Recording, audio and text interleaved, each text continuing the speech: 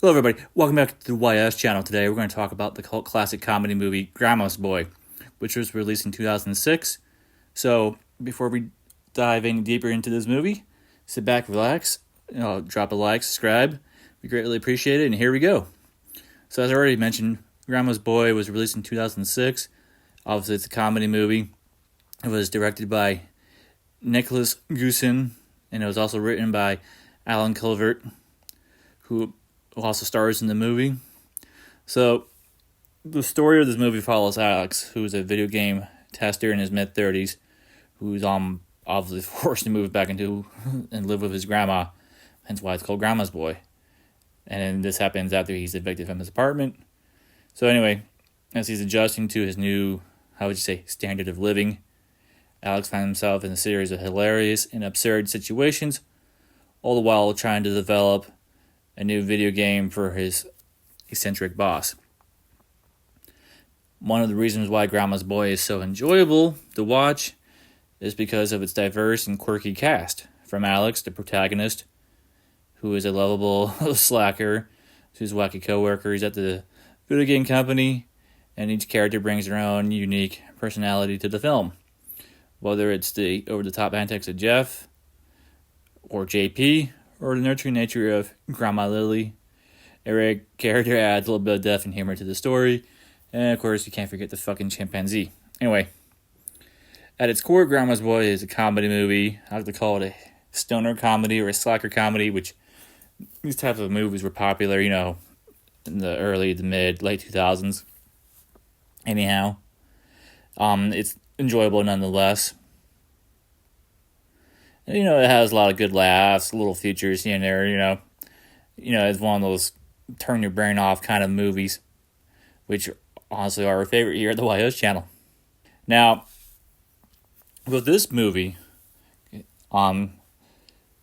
so Alex Covert, would you say, he's been featured in a lot of Adam Sandler movies or Adam Sandler type movies. If you don't know who he is, he's the guy from Happy Gilmore that's hired by Shooter McGavin. To basically, to get, to make Happy Gilmore happy, basically lose his groove in his golf game. He's the one who keeps yelling, "You're going to miss this shot, you jackass." He's that guy. Anyhow, so this was definitely like a structure to be an Adam Sandler movie at some point, although I don't have nothing to confirm it directly. But again, it became its own project. It has no relation to anything with Adam Sandler, so though it does follow the similar type of tone of his movies with the frat humor and all that kind of stuff. Anyhow, one of the aspects of Grandma's Boy that adds to its charm is the setting. Basically, pretty much this movie takes place in the world of video game development. Even though it does follow a guy that's like on his, his last legs as a video game developer, but again, it does feature, it does kind of focus on the world of game developers as a whole a little bit here. You get little quirky office spaces, characters, little things they work on here and there.